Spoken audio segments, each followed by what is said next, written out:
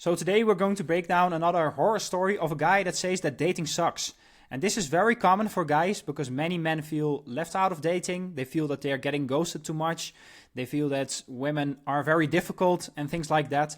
But when I read this story, it was quite clear to me why the woman ended up ghosting him. And that's why I'm going to break it down for you guys, because it's not clear for many men out there. So he says that dating sucks. I am a 35-year-old guy, created a Hinge account like 2 weeks ago, and I matched with a very pretty girl that was 33. We instantly hit it off. Our conversation was flowing really well.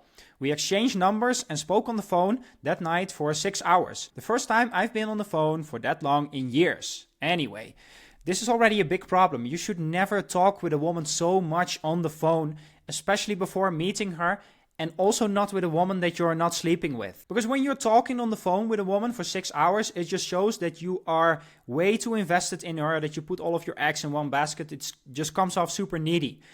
If you are on the phone with a woman or you're doing a video call, then you just speak with her for 10 minutes. You just spike her emotions, you build up a playful vibe between you and her, and then you just get out. You just tell her, well, I have some things to do, but we can meet up on Thursday for drinks. Here and here and here and this place, etc., etc., etc. And then you just meet with her in person, because that makes it way easier for you. Because those 6 hours that he spent on the phone, he could have spent it with her in person, and then he would have increased the likelihood that he could have slept with her at the end of that date. So understand that very well. Never do these long phone calls with women, especially with women over dating apps. Just call with her for 10 minutes, build up a vibe, and then just get out. Hang up the phone, tell her that you have to go, that you have some other stuff to do. Because if you talk with her for 6 hours, she will just think, well, this guy, he has nothing going on in his life. So then he proceeds to say, we agreed to meet 2 days later for drinks. We went to a local brewery, ordered some food and a few beers. We stayed there for approximately 5 hours, just chatting, laughing. Everything was going great. I walked her to her car. We gave each other a hug and a kiss on the cheek. She messaged me when she got home and said we should meet up again soon. I, of course, agreed. Now, there are a few mistakes that he made here, because he went on a date and he let it last for 5 hours. Don't do that on your first date. And also not on your second date, and also not on your third date. You should always keep your dates short and powerful. Go on a date, 2 or 3 hours, and then just tell her that you have to go, that you have some other stuff to do. The goal of the date is always to build up that connection and to lead it to the bedroom if the vibe is there. It could also be that at the end of the date that she doesn't feel it and that she doesn't want to go home with you. And that's totally fine. But doing a date for 5 hours, you're not going to be able to keep a good energy for 5 hours. You could drastically improve the quality of your dates by spending half as much time with a woman. So in his case, he spent 5 hours with a date. If he went on a date for 2.5 hours, his dates would have been better, because it's far easier to build that attraction and to build up that connection in 2.5 hours. Because let's say you build up that vibe with her for 2 hours, and then the last 3 hours, it was just kind of like, meh, the energy was not that good. Now she will think, well, that was a boring date, even though the first 2 hours were good. And that's why it's much easier to run a date very well when you run a date within 2 or 3 hours. The moment that you start doing these long dates, you only shoot yourself in the foot, because you increase the chances that you are going to say something that's going to turn her off. You're going to increase the chance that eventually it will become boring to her. And then she will associate that feeling of boredom, she will associate it with you. And what will happen then? She will end up ghosting you. And that's why keep your dates short and powerful all the time, because you make it so much easier for yourself when you do that. And then he makes another mistake, because she says, we should meet up again soon. And then he says, yeah, sure, let's do that. And at that moment, you ruin her attraction. And men do not understand that. How does that make sense? She tells me that she wants to see me again. Yeah, but if you do that at the end of your date, and you give up all the mystery. What you should tell her when she tells you, hey, we should meet up again soon at the end of your date. You tell her, yeah, I have to check my schedule. And then you just get back to her in a few days. Almost as if you're rejecting her. Because what will happen then? She will start to wonder, did I do a good job?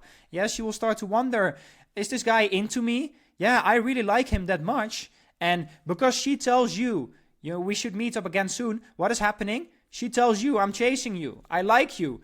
But the moment that you tell her, yeah, we should do that. Yeah, let's schedule that in the calendar already. You tell her, yes, I like you too. And reciprocating women's interests. What does that do to her attraction? It destroys it. And then he continues. He says, I messaged her the following day at 11 a.m. saying, hello, how are you? She replied back with a simple hey, and she never answered back. Yeah, basically she tells you that she is not that interested in you anymore. She doesn't even put in the effort to reply properly to you asking her how her day went. So then he proceeds. We followed each other on Instagram, so I go and check if she was active, and boom, I was blocked. I checked Hinge and she deleted me. My questions are, what was all that about? Why would she just block me for no reason? My only thought is she is recently separated and maybe still has feelings for her husband. But then why try to date? I don't know if she blocked my cell number because I haven't tried to message her. Should I message her and ask her? Thanks in advance. But no, you should not ask her for closure and why you turned her off and why she does not want to see you again. Because women do not know this. Women cannot help you with this. Because in that moment when you ask her, what did I do wrong and why are you not attracted to me anymore, she has no clue what to answer you because she does not understand it, because it's something biological and it's something emotional. In that moment when you tell her, yeah, I also want to see you again, she feels in that moment, oh, that's so sweet. But then 10 minutes later, she actually becomes turned off. She actually thinks, whoa, I actually do not feel it with this guy. And she doesn't understand why. And that's why I tell you guys all the time, you should understand women better than that they understand themselves. You need to understand investment levels. You need to understand their psychology. You need to get women to chase you. And once they chase you, you should never reciprocate their interest. Just like this example, when she tells you, I want to see you again, that you do not tell her immediately, yes, I want to see you again as well. You always show restraint and that you're not thirsty for her, and you let her wonder if and when you want to see her again. Because then you give her space to chase you and she will be way more interested in you. But this is also why so many men nowadays say that dating is so broken and it's so difficult. It's because you're not running your dates properly. You do not have a process. You do not have a strategy. And that's why you go on dates. You do not learn from your mistakes. I know, for example, probably in the case of this gentleman, that he will probably continue to keep making the same mistakes, even though these mistakes that he makes, they are quite easily correctable. And then he could start crushing it. And then he would very easily land women in his bed, and then he will just have fulfilling relationships, and he will crush it, and he will never feel, oh, modern dating sucks. No, it's modern dating is just something that you have to learn, just like everyone else has to learn it. I also wasn't born with these dating skills. I also had to learn all of them. So that's it, guys. So if you listen to this and you're frustrated with your dating life, I'm open to helping you. You can book a call with me with the link in the bio, and I will help you to achieve the dating life that you've always wanted.